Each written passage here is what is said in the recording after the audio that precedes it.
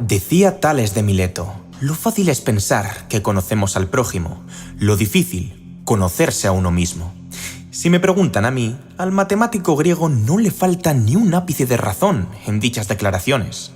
Parece que somos expertos en juzgar, etiquetar y desprestigiar a los demás en base al comportamiento que adoptan para con las personas de su alrededor. De puertas para afuera, la personalidad ajena es llana, simple, predecible y descifrable.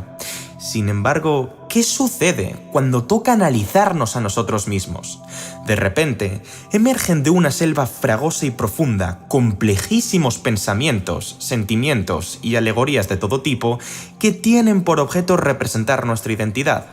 A la postre, tendemos a concebirnos como la excepción a la norma, el intruso de la sala, el punto aislado del plano que corrompe, deprava y ensucia por entero el análisis de regresión. Yo soy, como diría Ortega y Gasset, yo y mis circunstancias.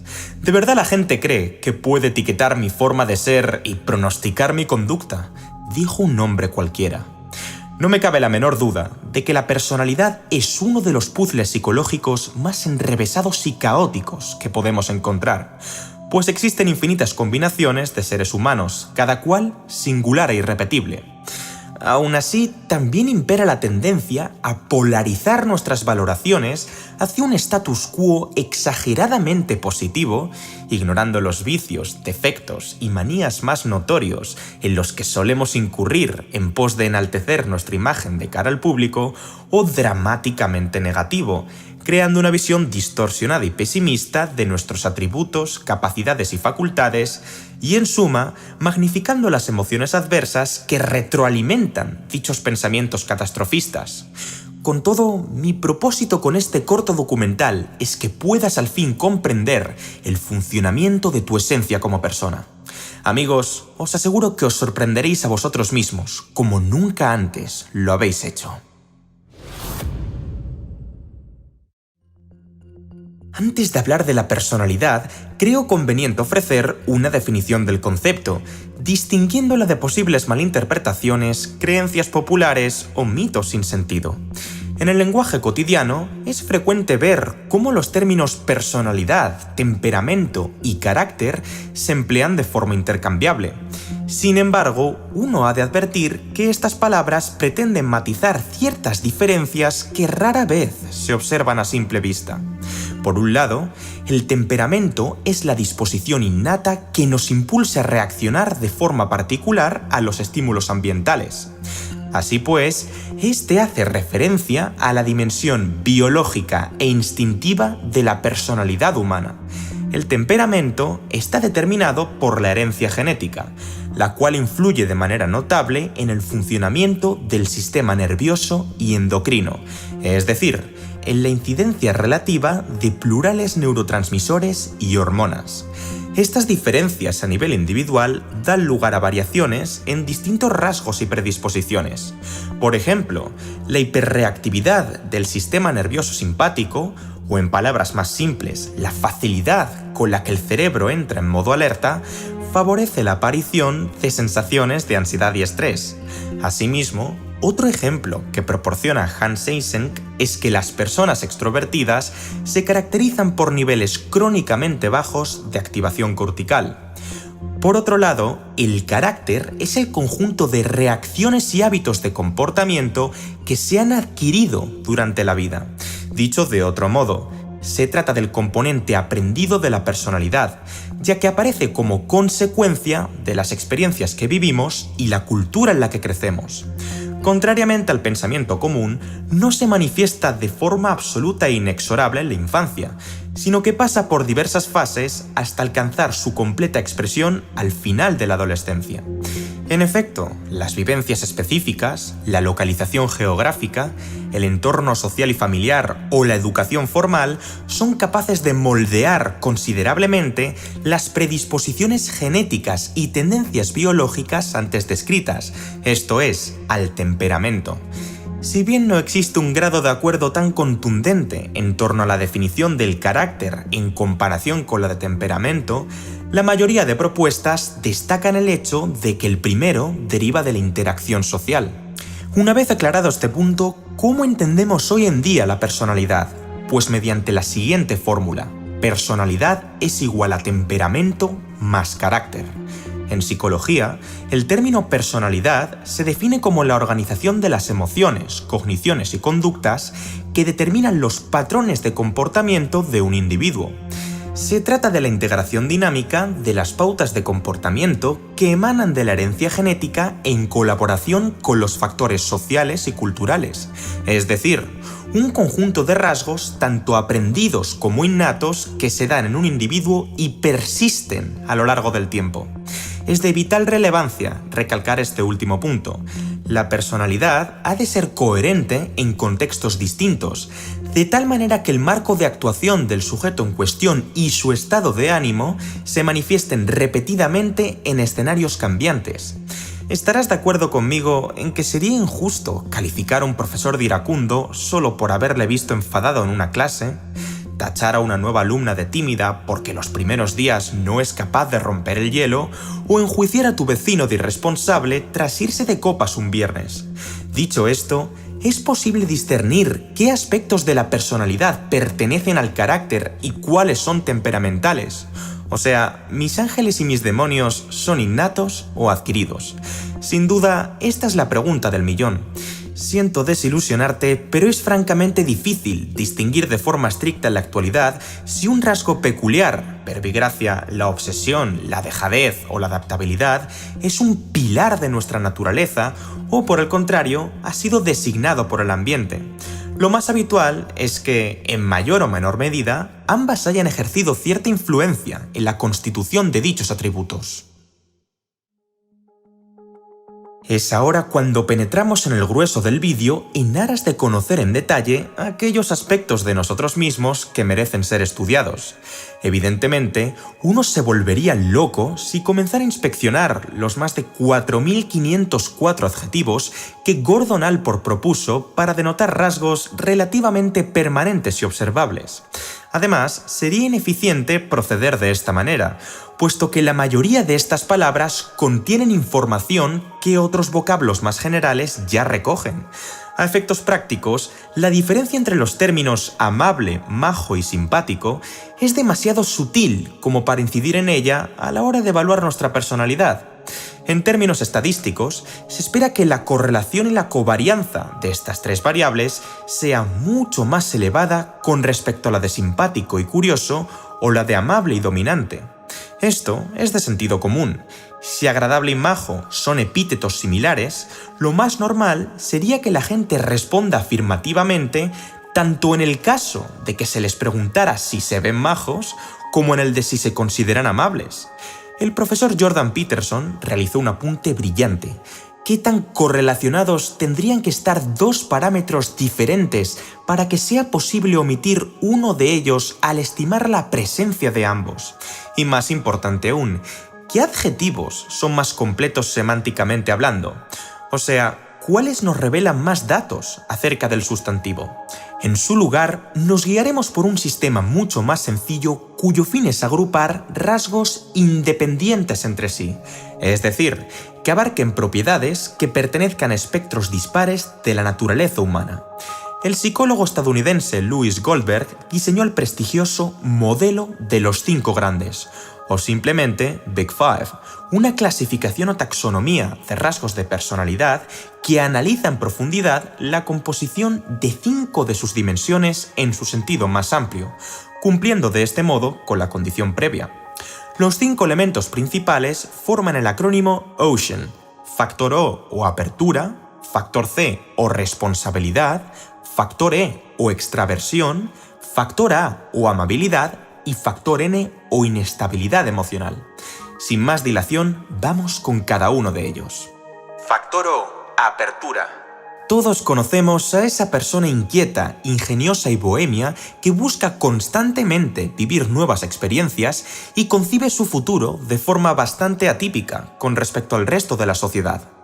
El individuo con un alto grado de apertura se caracteriza por tener una relación fluida con su imaginación, apreciar el arte y la estética, romper con la rutina, desarrollar su creatividad y ser consecuente con las emociones propias y ajenas. Además, el prototipo del factor O suele poseer conocimientos sobre multitud de temas debido a su extrema curiosidad intelectual, lo cual les hace más propensos a adoptar creencias menos convencionales.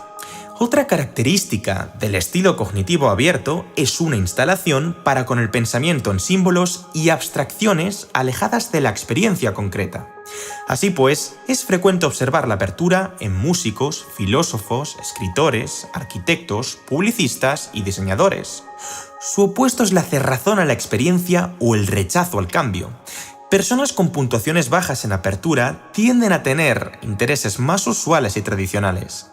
Ellos prefieren la llaneza, familiaridad y sencillez sobre lo complejo, cambiante, ambiguo y sutil, llegando incluso a considerar las artes y las ciencias con cierta suspicacia y mirar dichos emprendimientos con desprecio o falta de interés. En resumen, un sujeto que esté abierto a la experiencia diría algo parecido a: tengo ideas excelentes, empleo expresiones poco comunes, me lanzo hacia nuevas aventuras y soy de mente ágil a la hora de entender nuevos conceptos. Mientras que uno muy cerrado declararía: la abstracción mental no me interesa en absoluto, carezco de imaginación y no se me da nada bien aprender cosas nuevas. Factor C. Responsabilidad. Estoy prácticamente seguro de que una proporción significativa de mi audiencia comparte conmigo este rasgo de la personalidad. También denominado diligencia o escrupulosidad, la responsabilidad es una tendencia a mostrar autodisciplina, establecer un orden concreto de procesos y prioridades y actuar de manera premeditada. Esta dimensión tiene sus bases en el autocontrol o fuerza de voluntad, una habilidad elemental en pos de la planificación, organización y ejecución de tareas. Por este motivo, el factor C se traduce en cualidades como el detallismo, la meticulosidad, la industrialidad, la puntualidad y la confiabilidad.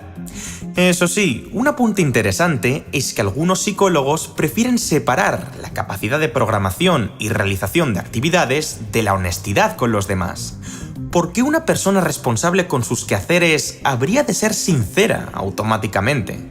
¿Es que acaso no son dos terrenos aparte? Sí y no. Ambas respuestas serían válidas dependiendo del enfoque que utilicemos. La disciplina y el orden son, efectivamente, atributos cuya forma externa no coincide con la lealtad, pero su covarianza es lo suficientemente elevada como para que, a priori, los evaluemos en tándem. En cualquier caso, ya sabríamos cómo definir a un sujeto que destaque en esta área: concienzudo, voluntarioso, determinado, de propósitos claros, de acciones previstas, capaz de controlar sus impulsos viscerales y con una capacidad de concentración sobresaliente. En fin, no exagero cuando afirmo que más de la mitad de mi contenido tiene por objeto reforzar o erigir esta particular característica.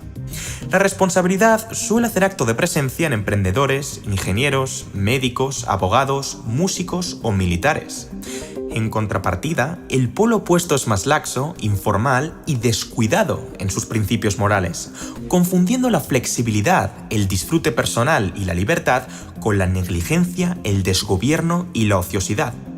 En definitiva, el testimonio de una persona con niveles estratosféricos de toma de conciencia sería bastante similar a: siempre estoy preparado, presto atención a los detalles, hago mis deberes de inmediato, soy partidario del orden y soy muy exigente con mi trabajo.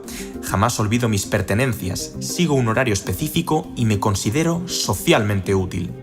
De los 5 grandes rasgos de la personalidad, el factor C es, con una diferencia atronadora, el que mejor predice el éxito tanto en el ámbito de la salud como en el profesional y económico. Factor E. Extraversión. ¿Por qué hay quienes se sienten a gusto al estar constantemente estimulados por los demás y en cambio otros individuos que tratan de limitar un poco más la presencia de terceros o directamente optan solo por su propia compañía? La respuesta variará en función del grado de extroversión, un rasgo que se caracteriza por la alta sociabilidad, la tendencia al acompañamiento de otros, el atrevimiento en situaciones sociales o la predisposición a evitar la soledad. Este perfil suele mostrar un pronunciado compromiso o unión con el mundo externo. A los extrovertidos les gusta estar rodeados de gente, siendo a menudo percibidos como personas entusiastas, energéticas, alegres y carismáticas. Ya sabes, ese amigo o amiga al que le propones una quedada a última hora y con casi toda seguridad su respuesta será un «me apunto» o un «sí, vamos». En suma, su rica experiencia social les dota de recursos para llamar la atención de forma positiva, hablar para que el receptor se entretenga con su discurso y en muchas ocasiones comunicar sus opiniones y deseos con asertividad. A la inversa, los introvertidos guardan un menor compromiso social y no reflejan tanta vivacidad como los extrovertidos. Más bien, su inclinación se fructifica por medio de la tranquilidad, la deliberación y la discreción, razón por la cual están menos involucrados con el mundo exterior. Eso sí, su falta de participación comunitaria no debe interpretarse necesariamente como timidez, desapego o depresión. Su actitud con respecto al entorno podría deberse al simple hecho de que no requieren tanta estimulación externa o saben sacar provecho de su propia soledad. Y es que, en dosis adecuadas, pasar tiempo con nosotros mismos constituye un importante estímulo para la creatividad, el enfoque y la cultivación del intelecto. Eso sí, es menester aclarar que el aislamiento social severo y prolongado es a su vez causa y consecuencia de múltiples trastornos como la depresión o la ansiedad. No todo introvertido disfruta de sí mismo. Recapitulando, las declaraciones de un sujeto con alta puntuación en el factor E serían muy próximas a «me encanta la gente, me siento cómodo en su presencia, suelo charlar con muchas personas distintas en eventos, fiestas y situaciones, no me importa ser el centro de atención, no tengo ningún problema en iniciar una conversación y mis amistades son variadas y satisfactorias». En cambio, una persona muy reservada manifestaría «no hablo demasiado, odio que todo el mundo se fije en mí, pienso mucho las cosas antes de hablar o actuar, estoy más callado de lo habitual con extraños y me repele la idea de hablar ante grandes multitudes». Factor A: amabilidad. ¿Conoces la máxima «trata a los demás como te gustaría que te tratasen a ti»? Pues esta es precisamente la base de la amabilidad. También denominada afabilidad o simpatía, se define como la demostración continua y genuina de respeto, tolerancia y cordialidad. Sin perjuicio de que sea más o menos comunicativo o sociable, el afable refleja humildad y sencillez allá por donde pasa. Confía en la honestidad de otros individuos, tiene vocación por ayudar a quien lo necesite y empatiza muy bien con los sentimientos ajenos. Además, sus dotes para ponerse en la posición del prójimo le permiten interpretar la realidad desde puntos de vista completamente diferentes, lo cual se traduce en una propensión superior a aceptar otras opiniones, creencias y valores. Sin embargo, como ya deberías pronosticar a estas alturas del discurso, hay una espina para cada rosa. En este caso, el enemigo de la amabilidad es la grosería, esto es, tipos desagradables, rudos y antipáticos que solo velan por sus propios intereses, se despreocupan de las emociones de sus semejantes y utilizan un vocabulario demasiado directo, explícito y, en el peor de los escenarios, peyorativo y violento. A veces, su escepticismo sobre la buena fe de las intenciones de los demás hace que sean percibidos como sospechosos y poco cooperativos. A grandes rasgos, lo que una persona amable enunciaría se asemejaría a «estoy francamente interesado en mis amigos, familia e incluso conocidos. Simpatizo con lo que sienten, procuro que se sientan a gusto conmigo y me tomo el debido tiempo para escuchar y suplir sus necesidades». Al contrario, un ente desapegado confesaría «no me importa insultar a la gente, faltarles el respeto, responderles de mala gana o ignorar sus necesidades. Suficientes problemas tengo yo como para interesarme por los de los demás». Factor N: neuroticismo. Nos adentramos en el quinto rasgo de la personalidad y posiblemente el más complejo. El neuroticismo, o si se prefiere, inestabilidad emocional, es la tendencia a experimentar emociones adversas tales como ira, culpa, tristeza, inferioridad o desesperación, así como a sufrir ciertos trastornos mentales como el de ansiedad o depresión. Según la teoría de la personalidad de Eysenck, publicada en el año 1967, el factor N está interconectado con la baja tolerancia a las presiones o estímulos externos de carácter negativo, de suerte que las personas con una volatilidad emocional significante presentan una percepción sesgada al valorar situaciones intrincadas, inesperadas o difíciles, e incluso las actividades normales de la vida cotidiana como irresolubles, aflictivas o imposibles de resolver. De este modo, el mundo es concebido por ellos como un lugar cruel, hostil, gélido, despiadado y repleto de incontables amenazas y peligros, motivo por el cual se ven envueltos en toda clase de conductas reactivas, vulnerables y poco homogéneas que persisten y empeoran conforme transcurren los años. Por otro lado, la ausencia, y repito, ausencia de neuroticismo, se da en los individuos más estables, sosegados, resilientes y optimistas, es decir, aquellos cuyo comportamiento tiende a la homogenización independientemente de las vicisitudes a las que deban enfrentarse en un momento concreto. Empero, he de clarificar que este último apunte en relación a las personas estables no pretende denotar la inexistencia absoluta de las emociones desfavorables previamente mencionadas, sino que éstas desaparecen en un periodo de tiempo bastante más corto, y ni muchísimo menos ocasionan perjuicios de tan nefastas consecuencias para su salud mental. Por consiguiente, el juicio de los sujetos con alta puntuación en neuroticismo se sintetizaría en: me irrito, frustro, estreso, entristezco, asusto y lamento fácilmente, me preocupa todo en exceso, y tengo cambios de humor muy asiduos y pronunciados en comparación con la gente de mi alrededor.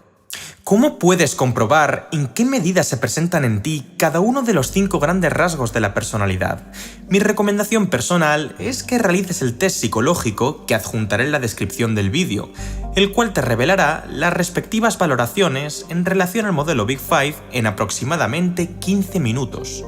Aunque lo cierto es que muchos de vosotros ya intuiréis sin percance alguno cómo se canonizará cada atributo expuesto antes de responder a las preguntas del cuestionario. Nada más concluir con él, me encantaría que compartieras tus resultados en la caja de comentarios. Ahora bien, ¿de qué forma deberían interpretarse?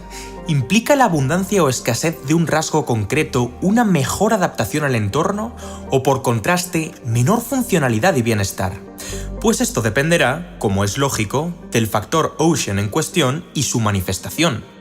Por un lado, la corriente absolutista demarca el escenario idílico como la maximización o la minimización de cada rasgo en función a los efectos que cause sobre la vida de las personas en agregado.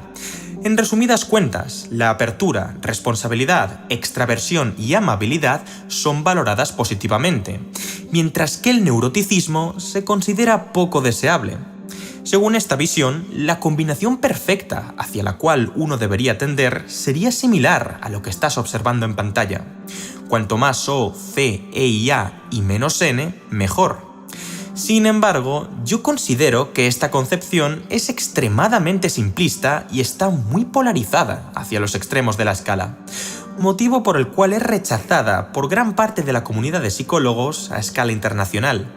Si bien muchos de ellos concuerdan en que existen organizaciones de los 5 rasgos que arrojan mejores consecuencias que otras en los diversos ámbitos de la vida práctica, eso no quiere decir que sea una, y solo una, la estructura que ha de tomarse como modelo a seguir o canon de la personalidad. A saber, si nos dieran a elegir entre casarnos con alguien inestable, cerrado, irresponsable, apático y asocial, o con una persona más estable, curiosa, diligente, simpática, sociable e idéntica físicamente a la primera, creo que la respuesta sería muy evidente. Por otro lado, la corriente personalista, o como la denominaría yo, aristotélica, decreta que aproximarse hacia un lado específico de la línea no siempre es favorable. En palabras más sencillas, más factor O, C, E, A o N no siempre equivale a mejor. Bien es cierto que hay un consenso prácticamente generalizado en cuanto al neuroticismo, cuya fluencia se asocia a un performance inoperativo, decadente y lastrante, tanto en las tareas intelectuales como en las emocionales. Sin embargo, el análisis no es tan clarividente en cuanto al resto de rasgos se refiere. ¿Recordáis el principio de aurea mediocritas de Aristóteles? Los que hayáis visto el corto documental de la Media Dorada sabréis que, según él, la virtud moral se encuentra en el término medio entre dos extremos viciosos. Y ojo, medio no es igual a mediano, es decir, no tiene por qué ubicarse en la mitad exacta de la línea. Me explico. En algunos rasgos, el problema reside en la interpretación que llevamos a cabo. Tomemos como ejemplo el de la extroversión. Buscar activamente la compañía de los demás y actuar de forma entusiasta en las relaciones sociales suele ser beneficioso en muchos casos, pero también podríamos estar ante un sujeto con trastorno de la personalidad histriónica que pretende llamar la atención a toda costa, o de la personalidad dependiente que requiere un acompañamiento continuo de los demás para evadirse de sus problemas personales. Asimismo, la amabilidad, empatía y miramiento hacia individuos con trastorno de la personalidad narcisista, borderline o antisocial, ya sea en la vertiente psicópata o en la sociópata, nos colocaría con una altísima probabilidad en situaciones muy vulnerables en las que la otra persona aprovecharía para descalificar, manipular, maltratar o humillar. La introversión mal encauzada se traduce habitualmente en el trastorno de la personalidad evitativa. Gente que alude a eventos sociales o interacciones que impliquen un riesgo de rechazo, crítica o humillación. Así como la antipatía puede deberse al de la personalidad paranoide, un patrón generalizado de desconfianza injustificada hacia todo el mundo al percibir las intenciones ajenas como malignas y sospechosas.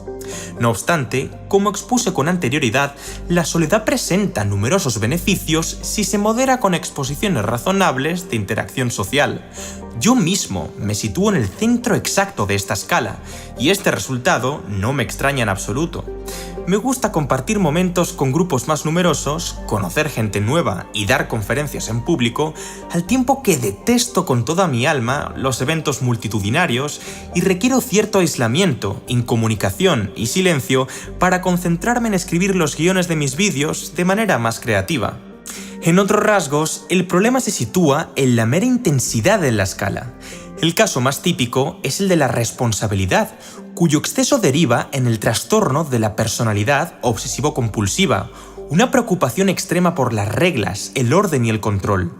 Si el sujeto no da cabida a cierta proporción de espontaneidad, flexibilidad e improvisación sobre sus normas hiperexigentes y rígidos estándares, acabará frustrado, nervioso o deprimido por no ser capaz de cumplir con todos ellos. Algo parecido sucede en relación a la apertura.